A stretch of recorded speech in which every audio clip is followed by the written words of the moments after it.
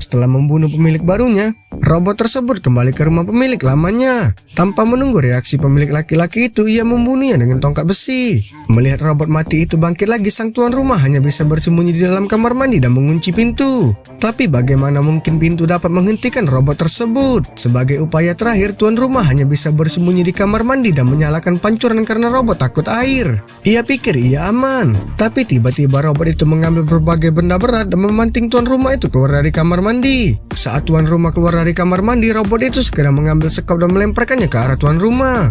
Setelah menyelesaikan pekerjaannya, robot itu segera membersihkan tempat kejadian perkara agar tidak ketahuan. Tak lama kemudian putra pemilik pulang ke rumah.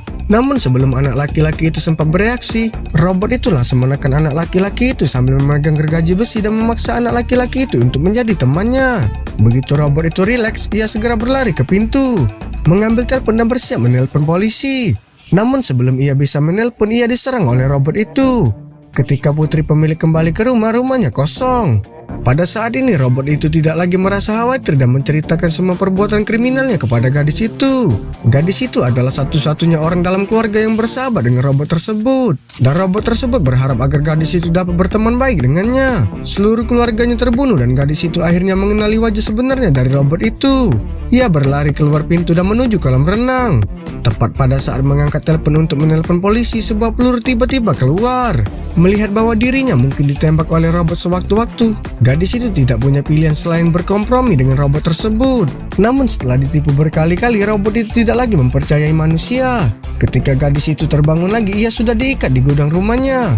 Tepat saat anak laki-laki itu hendak dibunuh oleh robot, anak perempuan itu melepaskan diri dan langsung menuangkan seember air ke arah robot agar robot itu tidak dapat bangkit lagi. Gadis itu menghancurkan kepala robot itu dengan pintu kayu. Di akhir film, saat data cloud berhasil dihancurkan, robot seluruh dunia mulai mengatur ulang sistem mereka dan kembali normal. Saksikan keseruan lainnya tetap di Snack Video Bikin Semua Bikin.